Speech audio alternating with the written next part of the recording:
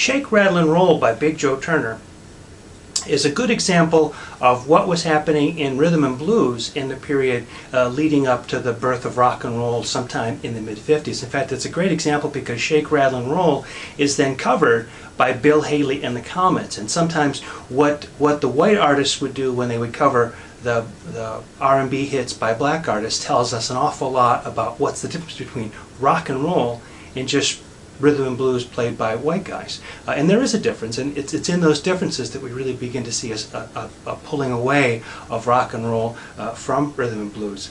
In the case of this one, Shake, Rattle, and Roll, this had been a big hit for Joe Turner in 1954 on the R&B charts. In terms of the feel of the song, it's in what we might call a kind of a 12/8 or a quadruple compound meter, where you get a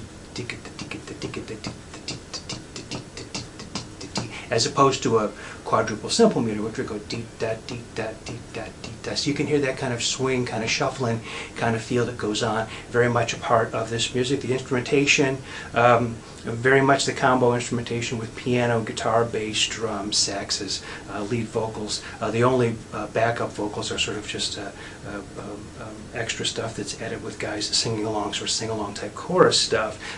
You get an introduction, and then you get an alternation of verses, actually 3 verses in a row to begin with, each of those verses following a 12-bar blues form at the beginning. So you get verse 1, verse 2, verse 3, all with different lyrics, and then a chorus, which is the Shake, Rattle, and Roll chorus. You get an instrumental verse featuring a sax solo, another verse, and then a Shake, Rattle, and Roll chorus, a last verse, and then a last chorus. In the case of the whole tune, it's exactly the same music that's played. So if you were somebody who was in a band trying to learn this tune, you really only have to learn the way the verse goes, and then you could pretty much play that every time, and it would be up to the singer to determine when to sing the verses and when to sing the choruses and when the sax solo comes in, that kind of thing. So this kind of a form where you have a really clear chorus and really clear verses, but the music stays the same all the way through, we call a simple verse-chorus form, and that's what Shake, Rattle, and Roll gives us.